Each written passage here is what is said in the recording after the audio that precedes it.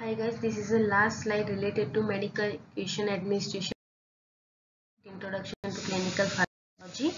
Let's see about the irrigation. What is the meaning of irrigation? So, some medicines or some medications are used to irrigate or wash out a body cavity. કોઈ પણ body કેવિટીને કોઈ medication અંદર નાખી અને એને ધોઈ અને બહાર કાઢવાની સિમ્પલ મીનિંગ ઇરિગેશન કહેવાય. Commonly used irrigating solutions are sterile water, saline solution, antiseptic solution on the eye, ear and urinary bladder. Irrigation cleans and eye irrigation.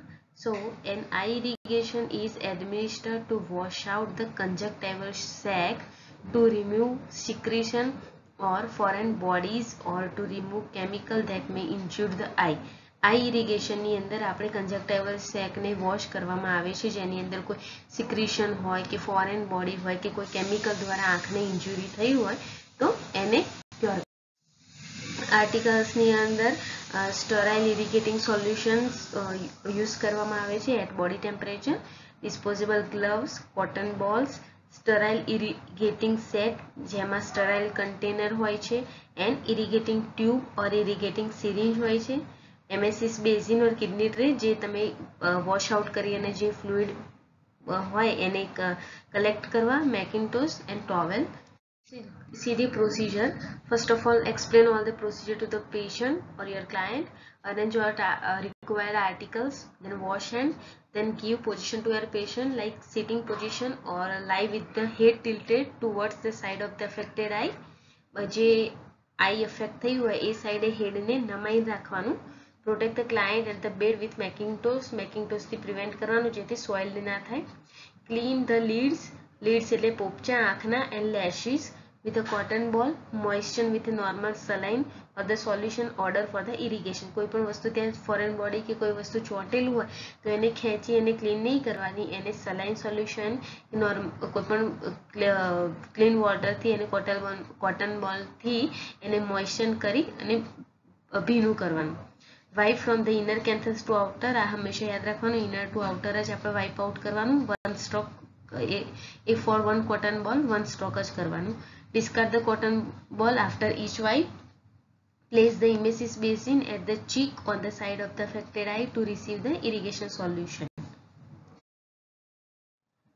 પછી expose the lower conjunctival sac. Hold the irrigator about 2.5 cm from the eye. Direct the flow of solution from the inner canthus to outer canthus along the conjunctival sac. આંખને ઇરિગેટરને આપણે આંખથી 2.5 centimetre જેટલી દૂર રાખી અને પછી સોલ્યુશનનો flow કરવાનો inner કેન્થસ તરફ. એટલે એ flow inner કેન્થસથી પસાર થતો આઉટર કેન્થસમાંથી થઈને પછી કિડનીમાં જતો રહેશે. ઇરિગેટ until the solution is clear or all of the solution has been used. જેટલું બી સોલ્યુશન લીધું હોય બધું સોલ્યુશન પૂરું ના થઈ જાય અથવા જે તમે સાફ કરો છો અને જે છેલ્લું જે સોલ્યુશન એકઠું થાય છે એ જ્યાં સુધી ક્લિયર ના આવે ત્યાં સુધી ઇરિગેટ કરવાનું. પછી ઇરિગેટ કર્યા પછી કોટન બોલ અથવા ગોઝ સ્પંજ વડે ડ્રાય કરી દેવાનું. ટોવેલ ઓફર કરવાનું ફેસ કે નેક વેટ થઈ હોય એની માટે. પછી વોશ હેન્ડ કરવાના, રિપ્લેસ કરી દેવાના આર્ટિકલ્સ. Then document procedure. હવે there is various types of syringe which we are using into the irrigating procedure.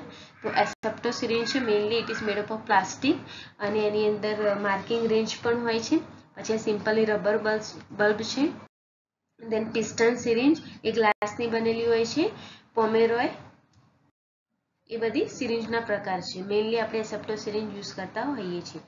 Ear irrigation it means ઇયરની અંદર કોઈ પણ વસ્તુ સ્ટક થઈ ગયું હોય અને એને સિક્રીશન રિમૂવ કરવા, કોઈ પણ વસ્તુ અબસ્ટ્રક થઈ હોય કે કોઈ ફોરેન બોડી હોય કોઈ સિક્રીશન હોય એને બહાર કાઢવા વાઇપ આઉટ કરવા માટે ઇયર ઇરિગેશન કરવામાં આવે.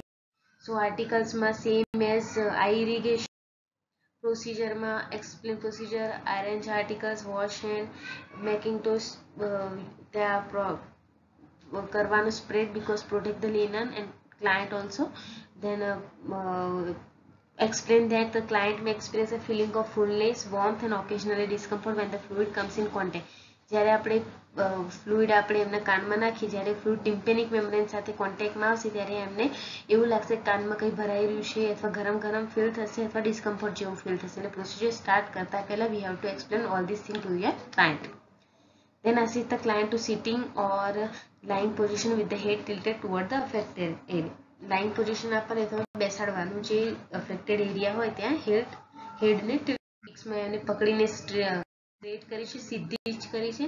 પછી ફ્લુઇડ એડમિનિસ્ટર કરવાનું. Continue installing the fluid until all the solution is used or until the canal is clean. બરોબર, આ વસ્તુ ફ્લુઇડ આખું બધું અંદર ભરવાનું અથવા તો કેનાલ ક્લીન થઈ જાય ત્યાં સુધી ઇન્સ્ટોલ કરવાનું. પછી assist the client to sideline position on the affected side for the complete drainage of the fluid. અને એને જ પોઝિશનમાં રહેવાનું કહેવાનું પેશન્ટને, બિકોઝ કે જે કોઈ બી ફ્લુઇડ આપણે અંદર ઇન્સર્ટ કર્યું છે એ બહાર કમ્પ્લીટ ડ્રેનેજ થઈ જાય, બહાર નીકળી જાય. પછી એરિયાને ડ્રાય કરવાનું, કોટન બોલ્સ ટોવેલ વડે વોશ હેન્ડ કરવાના, આર્ટિકલ્સને રિપ્લેસ કરવાના, પ્રોસિજરને ડોક્યુમેન્ટ કરવાનું. હવે જોઈએ bladder irrigation. Bladder irrigation is done to wash out the bladder and sometimes to apply medication to the bladder line. Nowadays bladder irrigation એ હાલ થતું નથી, બિકોઝ એનાથી ઇરિગેશન કરવાથી ઇન્ફેક્શન લાગવાના બહુ ચાન્સીસ વધી જતા હતા, એટલે અત્યારે બ્લેડર ઇરિગેશન બંધ છે. તો બી આપણા સિલેબસમાં છે, so we have to learn it. So 2 method છે, ઓપન મેથડ અને close method. So to connect the irrigation tube to the input port of the three-way catheter. Three-way catheter we are using into the bladder irrigation. Then irrigate the bladder by allowing the irrigating fluid into the bladder. Adjust the flow rate. Flow rate આપણે adjust કરી દેવાનું કે કેટલા મિનિટમાં કેટલું fluid અંદર જશે. પછી the irrigated fluid bag from the bladder is collected into the urinary bag. અને જે fluid અંદર જશે એ બધું urinary bladder ને ક્લીન કરી અને urinary bag માં collected થશે. then wash hand કરી દેવાના, articles replace કરી procedure કરવાની. There is the catheter when we are using into the bladder irrigation. Female pediatric 2-way and 3-way. Mostly we are using a 3-way into the bladder irrigation. It's a procedure of the bladder irrigation. We are giving the position to the patient like sitting or lying position. Then the 3-way catheter is attached to the simply bladder, inserted into the bladder, and one is connected with the irrigation bag, one is connected with the drainage bag, and one for the inflate the balloon. Arrange your articles, wash hand. Open bladder means ke we have to use with the syringe. Okay. Then apply clean gloves, cleanse the pot with the antiseptic swabs, disconnect catheter from the drainage tubing and place the catheter and in the sterile basin. Place sterile protective cap over end of the drainage tubing. Draw the prescribed amount of irrigating solution into the syringe. Insert the tip of the syringe into the catheter opening. Gently and slowly inject the solution into the catheter. Remove the syringe and allow the solution to drain back into the basin. આની અંદર શું થાય છે કે આપણે કોઈપણ bag, કોઈપણ drainage bag કે કોઈપણ ઇરિગેશન બેગ આની સાથે અટેચ કરવાની નથી. Simply V have two insert a catheter into the bladder અને સિરિંજ વડે ફ્લુઇડ અંદર ઇન્સર્ટ કરવાનું, પછી સિરિંજ કાઢી દેવાની એટલે ફ્લુઇડ બધું બહાર આવી જશે. એવી રીતે આ પ્રોસિજર કરવાની હોય છે. Continue to irrigate the clients bladder until the total amount to be installed has been injected or when fluid returns are clear. હંમેશા we have to mark કે આપણે 10 ml 20 ml 50 ml જે કંઈ બી ફ્લુઇડ ઇન્સર્ટ કર્યું હોય એટલું બહાર આવ્યું છે કે નહીં એ ચેક કરવાનું. જ્યાં સુધી બહાર ના આવી જાય ત્યાં સુધી કેથેટર લગાવેલું રાખવાનું. પછી આવી જાય ફ્લુઇડ બધું બહાર અને ક્લિયર આવતું થઈ જાય, then remove the protective cap from the drainage tube and wipe with the antiseptic swab. Reconnect the catheter to drainage tubing.